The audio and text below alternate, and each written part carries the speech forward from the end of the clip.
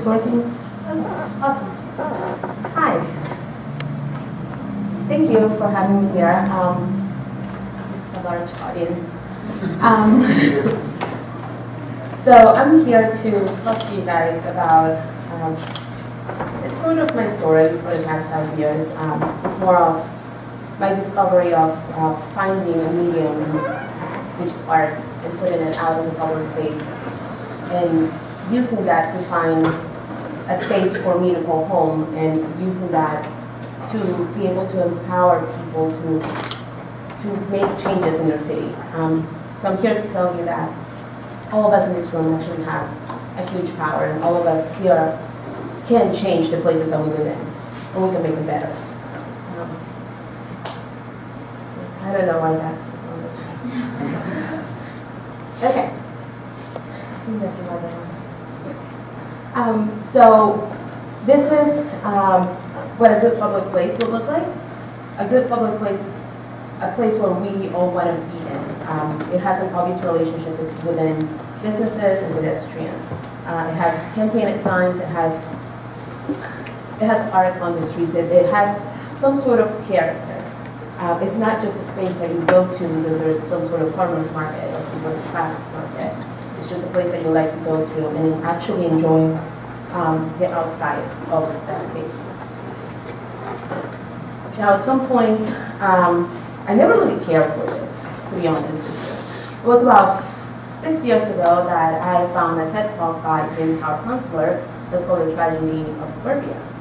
And he starts talking about having better places, and one of the things that he says and he stresses is that we should all want to live in a place that has character and meaning, because that will make us happier and less depressed. Well, that's what the whole talk is about. At that point, a really dark time in my life, when I heard that, it really started to make me see things around me differently. And it's because we actually all live in a city that has a ton of not so happy public places. And when I moved to this country, I actually lived in Orlando, Florida, which is even, more not so happy public places.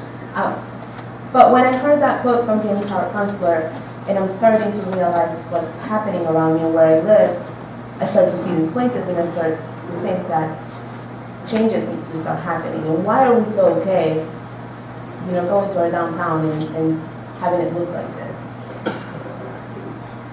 We have very poorly designed highways.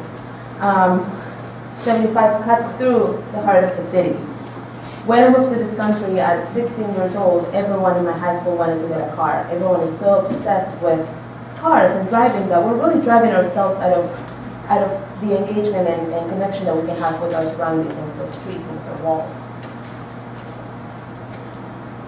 This is actually a still from the TV show The Walking Dead, which it's kind of crazy that they use Atlanta's downtown for its post-apocalyptic surroundings, right? It's like, that's just like, hey, wake up call.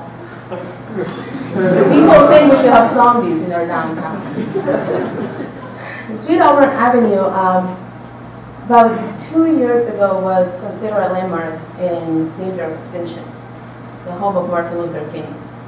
So again, another thing for us to think about. We all love this city, but why are we letting this happen? Why are we thinking that it's cool in a way that The Walking Dead is filming here and that this is happening?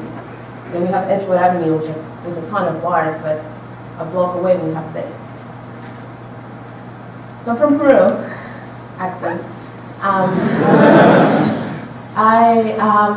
I lived in Peru. I was born in Peru, in Lima, Peru, and I lived there until I was 15 years old. When I moved to this country, I was not happy. So if you guys ever have kids, try not to move to another country when your kid is a teenager. It's just not going to go well. But I grew up with this. I grew up with classes. I grew up with markets. I grew up with block parties.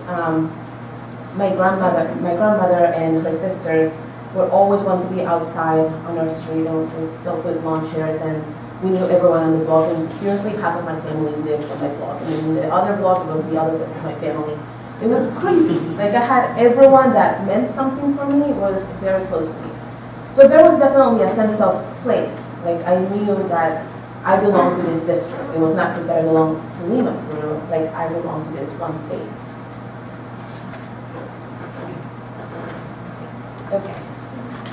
So I came from that background. I moved to the United States. I got completely lost. I went through a long time not knowing who I was and where I was going. I'm from Peru. I live in this country. It's been about 15 years since I moved here. So I did not know who I was or where I was.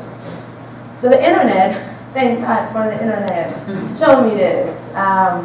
This artist is blue. He's from Italy, and at this point I'm blogging a lot, and I'm following street art.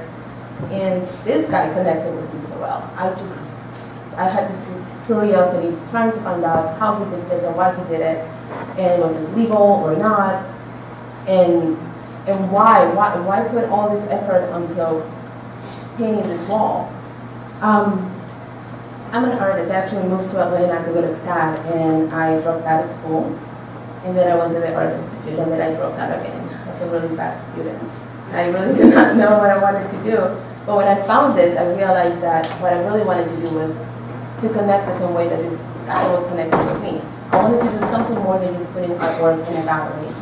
I wanted to connect with this world that I did not even find a connection with. So I met this girl. She became one of my best friends, and she also had gone to art school.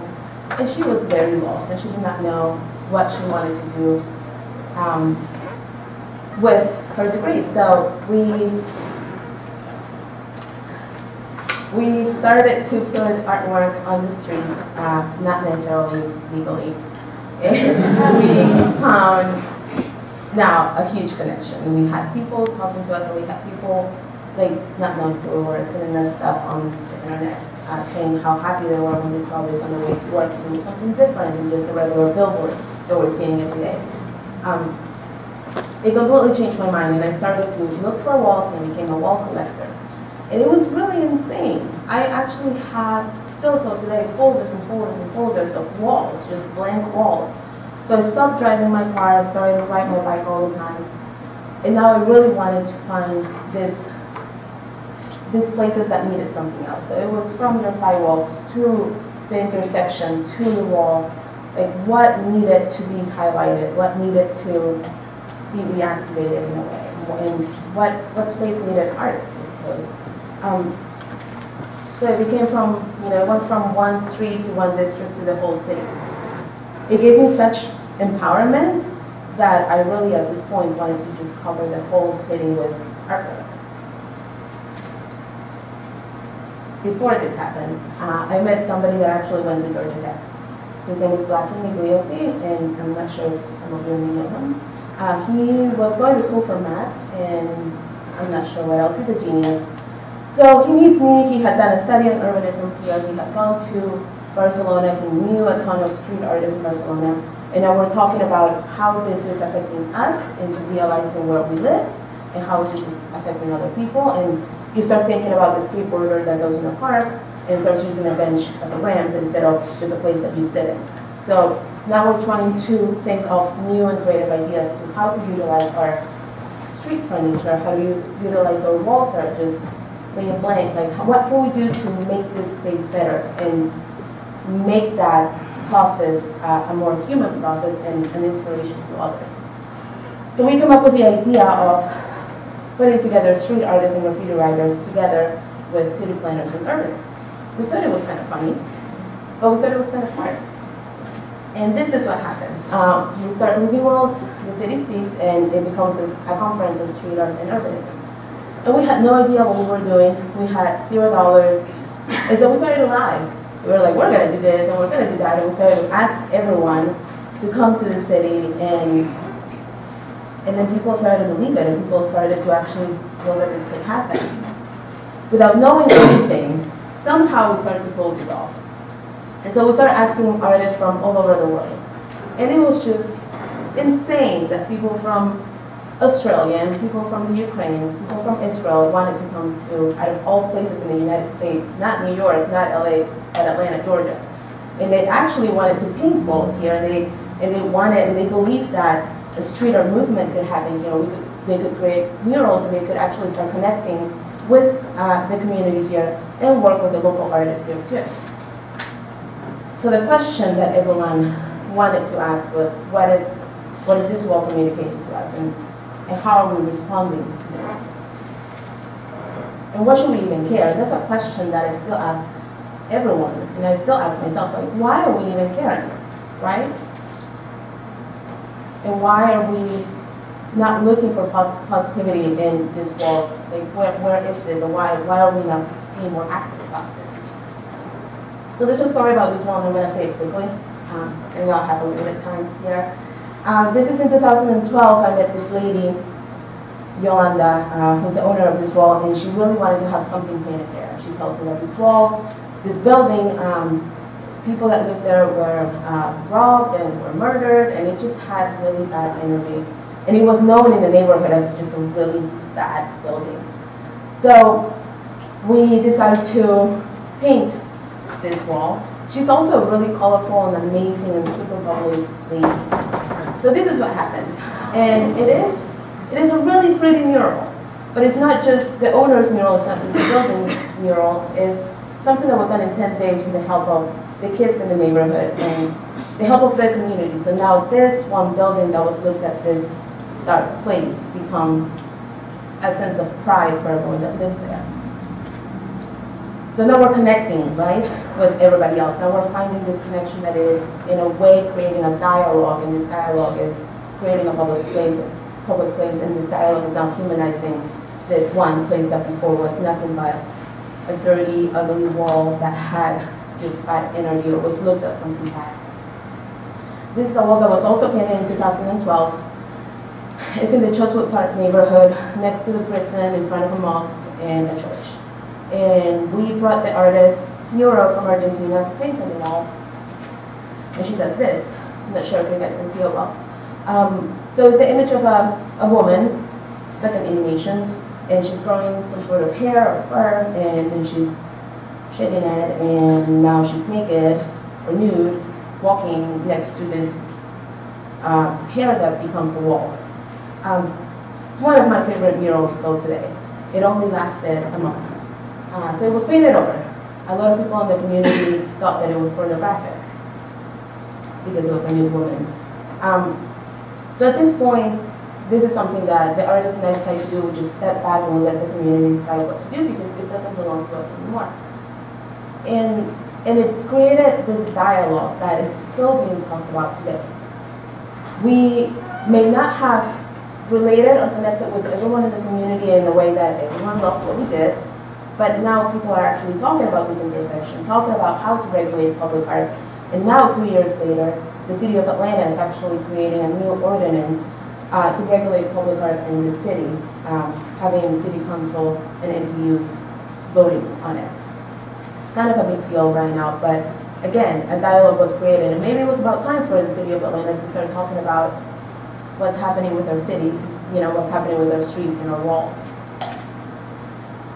So the work that we have been doing for the past 5 years now has been connecting people, has been engaging communities, and it's also creating a dialogue and sometimes controversies. But it's not something that belongs to us, it belongs to everyone. And it's not meant to give any answers. It's meant to start raising questions. It's meant to start empowering people, for you guys and everyone to be able to take action in this. And we are so allowed to play with our places. It's our city. We should be able to do that. And when we actually take this approach, we can create really beautiful things. It's been 5 years. We started with Black Anna, and now it's 21 people and 8 people on our board. Again, all volunteer.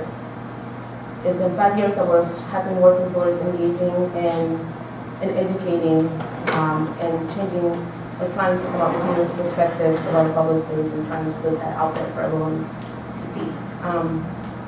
So what I want you to guys take home with you is that just like that wall shows there, even though we're surrounded by a lot of gray and a lot of power and a lot of voices that tell us that in order to do this, you're going to need this much money or you're going to need all of these connections, well, it's not true.